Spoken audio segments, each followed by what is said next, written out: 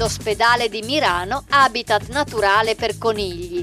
Tutto è iniziato con una coppia di animaletti portata da un medico. In poco tempo il giardino del nuovo monoblocco si è popolato di decine e decine di bestiole. Finché non diventeranno un problema, i conigli sono un'attrazione per pazienti e visite.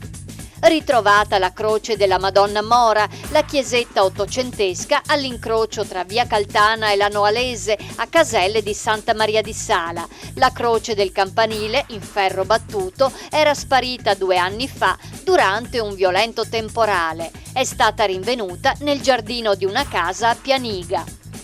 100 nuovi posti blu in centro a Vittorio Veneto. Gli stalli a disco orario o a sosta gratuita adesso si pagano 80 centesimi l'ora, mentre per le strisce bianche bisogna spingersi fuori dal centro.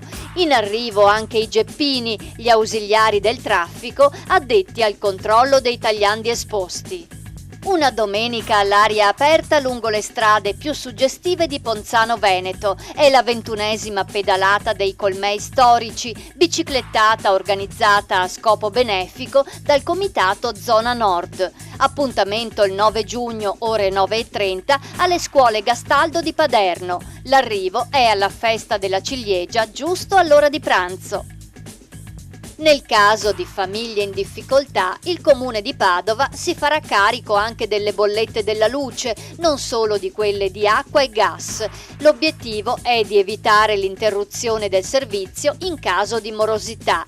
I sostegni economici erogati a chi ne fa richiesta possono arrivare fino a 1.500 euro. 9 bambini stranieri mannati qui di quinta elementare riceveranno la cittadinanza italiana onoraria dal comune di Cadoneghe. L'iniziativa, che in provincia di Padova non ha precedenti, è un gesto simbolico per dire che l'integrazione comincia dalla base, spiega il primo cittadino Mirko Gastaldon.